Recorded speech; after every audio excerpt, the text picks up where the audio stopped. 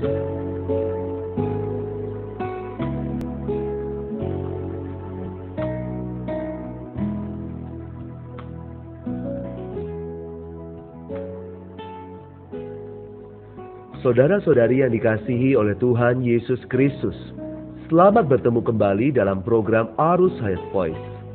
Tema kali ini adalah pengalaman pemenuhan Roh Kudus secara batiniah. Pembacaan Alkitab diambil dari kitab Kisah Para Rasul, pasal yang ke-13 ayat 52. Murid-murid di Antiokhia tetap penuh dengan sukacita dan dengan Roh Kudus. Galatia 5 ayat 25. Jikalau kita hidup oleh Roh, baiklah hidup kita juga dipimpin oleh Roh. Bagi kita sebagai kaum beriman di dalam Kristus, Roh Kudus memiliki dua aspek. Batinia yaitu yang di dalam, dan lahiria yaitu yang di atas. Karena itu bagi kita ada pengalaman pemenuhan batinia dan pengalaman peluapan lahiria dari Roh Kudus. Perjanjian Baru menggunakan dua kata dalam bahasa aslinya untuk menuliskan pemenuhan batinia dan peluapan lahiria Roh Kudus.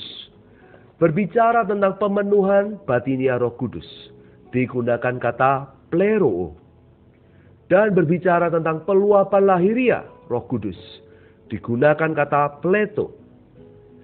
Fakta pemenuhan batinia Roh Kudus terdapat di dalam Kisah Rasul 13 ayat 52. Yang berbicara bahwa murid-murid dipenuhi oleh Roh Kudus secara batiniah. Roh yang memenuhi ini adalah untuk hayat dan kehidupan kita. Karena itu disebut bersama dengan sukacita dalam hidup kita sehari-hari. Pemenuhan batinia Roh Kudus adalah untuk kehidupan rohani kita, agar hayat rohani kita menjadi matang. Karena itulah sukacita dan Roh Kudus disebut bersama-sama. Setelah kita dipenuhi Roh Kudus secara batiniah, kita menjadi penuh dengan Roh Kudus di batin. Bahasa aslinya penuh dengan adalah pleres, yaitu kata sifat. Dipenuhi dengan Roh Kudus adalah suatu prosedur. Kita harus sekali demi sekali dipenuhi dengan Roh Kudus. Sedangkan penuh dengan Roh Kudus adalah suatu keadaan prosedur yang harus berkesinambungan dan berlanjut terus-menerus. Setelah saat Pentakosta, dalam Kisah Rasul pasal 6 ayat 3, kehidupan gereja sebermula memerlukan beberapa saudara melayani meja. Lalu dipilihlah 7 orang yang penuh dengan roh dan hikmat. Roh Kudus dan hikmat yang disebutkan bersama-sama di sini membuktikan bahwa Roh Kudus itu adalah untuk hayat dan kehidupan kita. Pelayanan meja sangat repot dan memerlukan orang-orang yang berhayat tepat dan berkehidupan rohani. Mereka haruslah orang-orang yang penuh dengan Roh Kudus. Salah satunya ialah Stefanus, orang yang penuh dengan iman dan Roh Kudus. Dia bukan hanya orang yang sesekali dipenuhi Roh Kudus, melainkan orang yang selalu penuh dengan Roh Kudus. Karena itu, bukan hanya memiliki hayat dan hikmat yang limpah untuk melayani meja bagi banyak orang. Keadaan Stefanus selalu penuh dengan Roh Kudus. Meskipun ada orang yang menganiaya dia, membencinya dan mengertakkan gigi, dia tetap penuh dengan Roh Kudus. Karena itu, dia bisa memiliki hayat dan iman yang menang. Ia dapat setia sampai mati dan dapat berdiri teguh bagi Tuhan sampai ia mati. Pada saat kita dipenuhi oleh Roh Kudus secara batiniah bagi kematangan hayat, maka dari dalam diri kita timbullah suatu pernyataan bahwa kita dipenuhi dengan Roh Kudus yang berlimpah-limpah, mengalirkan hayat, mengalir seperti aliran sungai dari dalam lubuk batin kita.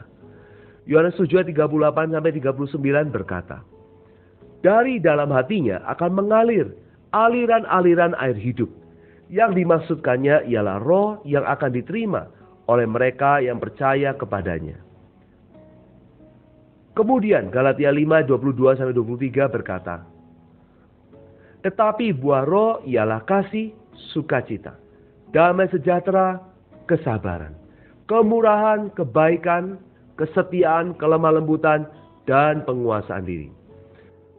Buah hayat yang dihasilkan Roh Kudus dari dalam kita juga merupakan pernyataan seorang yang dipenuhi dengan Roh Kudus.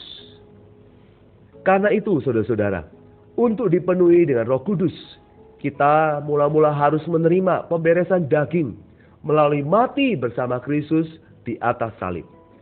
Hanya menaruh daging dengan segala sesuatu miliknya ke dalam kematian kita, barulah kita tidak memberikan kedudukan kepada daging dan segala sesuatunya untuk berbagian dengan kita. Barulah Roh Kudus dapat berkedudukan di dalam kita sepenuhnya, memiliki kita dan memenuhi kita. Setelah itu kita masih perlu mempersembahkan diri dengan mutlak kepada Tuhan bagi kepentingannya, sehingga Roh Tuhan menduduki dan memenuhi kita. Kini setelah kita membereskan diri kita dan memberikan semua tempat kepadanya, Dia pasti datang dan memenuhi kita. Ini bukan berdasarkan perasaan, melainkan demi iman. Sekalipun ada perasaan, iman tetap yang terutama. Kemudian kita masih harus terus berjalan hidup menurut Roh, bukan menurut daging. Dan kita harus memikirkan hal-hal dari Roh. Maka Roh Kudus akan menduduki kita dan memenuhi kita. Galatia pasal 5 ayat 16 dan 25 berkata, "Maksudku ialah hiduplah oleh Roh, maka kamu tidak akan menuruti keinginan daging. Jikalau kita hidup oleh Roh, baiklah hidup kita juga dipimpin oleh Roh." Puji Tuhan untuk pengalaman dipenuhi Roh Kudus secara lahiriah. Mari kita berdoa. Tuhan Yesus, penuhilah kami dengan Roh Kudus secara batiniah hari demi hari. Biarlah Tuhan kami menempuh kehidupan kami sebagai orang Kristen penuh dengan sukacita dan penuh dengan Roh Kudus. Biarlah kehidupan rohani kami Tuhan makin hari makin kuat, makin menang dan makin matang. Kami mau Tuhan, daging kami ditanggulangi oleh salib. Kami mau mempersembahkan diri kami, supaya kami dapat dipimpin oleh Roh Kudus dari saat ke saat. Di dalam nama Tuhan Yesus Kristus, kami berdoa dan mengucap syukur. Amin. Demikianlah firman Tuhan yang telah disampaikan. Sampai bertemu pada kesempatan berikutnya. Kasih karunia Tuhan Yesus Kristus menyertai kita semua. Amin.